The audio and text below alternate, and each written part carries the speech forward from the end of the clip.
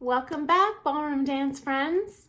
Today is part 2 of a response to a question in our comments from one of our ballroom dance friends, Lena. And Lena asked what amateur dancers can do to make themselves a more desirable kind of partner option for potential partners. Again, this is a part 2. I will link below in the description to part 1 if you missed that, okay? So, number 6 suggestion. Okay, it really alarms me, Lena, when you ask that you want to find a relative close in skill level partner. Okay, so it is important to have a partner of commensurate age because there are age divisions, and Lena did mention they are 17. So I would at that age not encourage you to partner with an adult. I've seen it happen, but for a variety of reasons I don't recommend that. But in terms of skill, it is most number 1 priority important to be flexible on the skill level of your new partner. Okay? Everyone wants a partner who is a rich supermodel who's a much better dancer than them. But you will progress farther and last longer with a partner that has a good personality that matches yours, that has shared goals that match yours, okay? Even if they're a beginner, their skill level, like they've never danced before, their skill level will be commensurate with yours much faster than you fear. Guarantee that, okay? If they're a hard worker and talented, okay? And if they want to compete, those two are likely true anyway, okay? Frankly, I find partnerships to be better long-term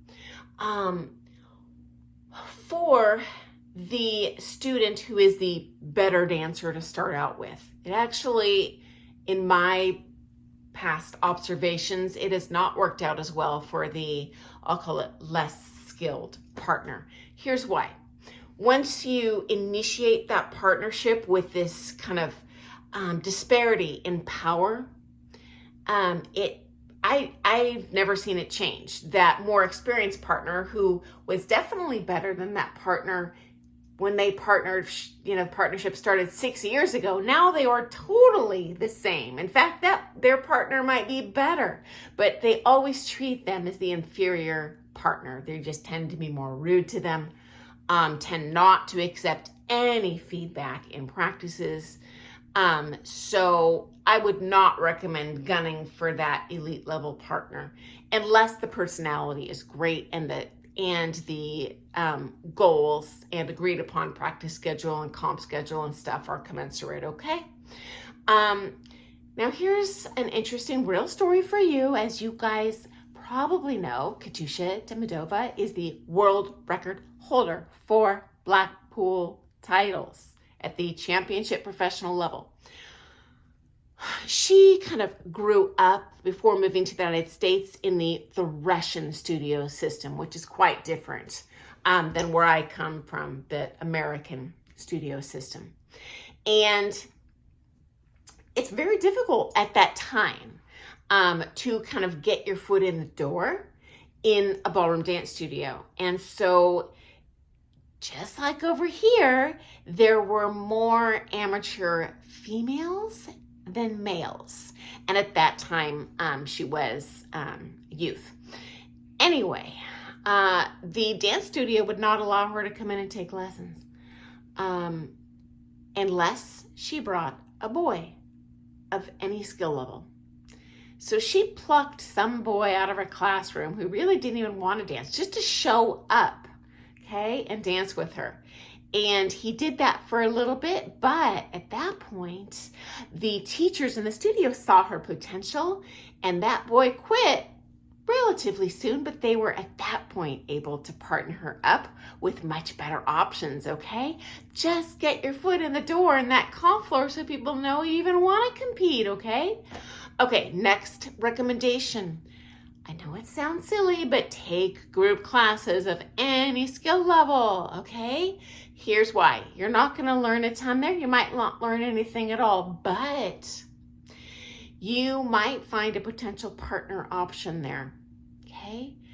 And if you find someone in class that you think, that might be a good choice, don't talk to them about partnering. Just say, hey, would you like to practice with me after class? And kind of initiate a dance relationship that way, okay? The group class and even that non-committal practice time gives you an opportunity to test drive the merchandise, okay? Because you might be surprised that someone actually feels really good to you, and you can test drive their personality as well, okay? Why not? Even if you do not have any partner options in that class, they all stink. Guess what? They know a lot of other dancers. And if you feel great in their arms as a lead or a follow, word's going to get around fast about you around the town, and that may open up some partner option doors for you, okay? Likewise, attend social dances.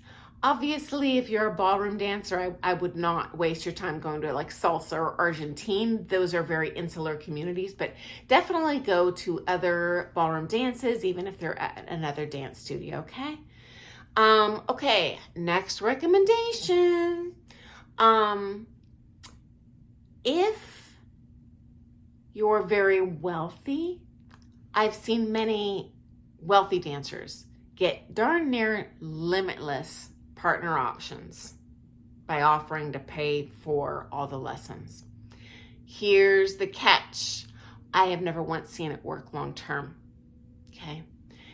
So even if someone approaches you offering to pay for lessons, great. Take advantage of that. Grow as much as you can. Learn a lot. Enjoy your time together. But you as the, I'll say, recipient of their charity are likely to get partner dumped when the next shiny toy shows up for purchase on the ballroom dance market, okay? That's just what I've seen, okay? Again, you can still learn a ton. You can still improve your dancing a lot, and that's gonna make you more marketable to other partners. So this is not a total lost leader, okay? I just personally would not go in with the expectation level of partnering for many years. And it, in my observation, has always been the partner with the money that partner dumps for a better option, okay? Another word of caution. Most of these type of financial relationship-based partnerships where one pays for the other, the paying partner honestly usually treats their non-paying partner like their employee. Often not even that well, guys, okay? You're gonna 100% cater to their schedule, their coaching, their practice, whatever they want. I've also seen them and their families, in the case of children, be very condescending to the non-paying partner behind their back. Not critical of them for not paying, but critical because, oh, she gained 5 pounds or whatever, just ridiculous stuff. Hypercritical of the skill level, even though the skill level is 100% commensurate with the paying partner. So just know that is could be coming down the pike, okay? And in my observation, as time progresses, the non-paying partner and skill level becomes much better, and they become less tolerant and satisfied with that power imbalance and how they're treated. Okay, guys? Okay, next up, number 8. I recommend attending the dance classes or the social dances over putting together an official tryout if you have a potential partner in mind. Here's why. It is less pressure during that tryout time. Okay, there's no committal, so maybe the person has bad body odor. Well, you don't have to commit to oh, sorry, it's not going to work out for us. Okay, so much less stressful on everyone involved.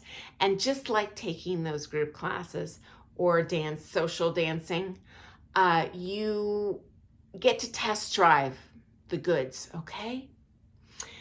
Obviously, if you're at the championship level or if you're moving to another city, scheduling an official tryout and very serious conversations is very important in advance, okay? And honestly, a bad tryout, friends, is not a deal breaker. Here's another Katusha story for you. True story. As you know, her partnership when she won all of those world championships was Arunas. And their tryout went terribly. Actually, according to her, maybe he loved it, I don't know. She said it felt horrible, but her coaches felt it was a good partnership, so she took one for the team, and it worked out real well. So even if the tryout's like, it doesn't feel right, well, you know what? You probably don't have an identical coaching background. You might be approaching things differently. You know, the personality, the hard work, the common goals. This is even more important than how it feels, friends. So I apologize for going over the 10-minute mark, but those are my suggestions for some things you can take into consideration to help you find the best partner for you. So guys, very, very, very good luck with that. I highly recommend getting an amateur partner over prime if that works for you. And good luck. Okay, if you like all things ballroom dance, friends, subscribe to our channel. We are just a group of ballroom dancers who love ballroom dancing, and I share kind of daily stories, some dance technique videos, but mostly just cultural stuff, you know, things I've seen that are crazy in the dance world, recommendations on getting the most out of your lessons and all that stuff. So happy dancing, and I'll see you in the morning. Toodles!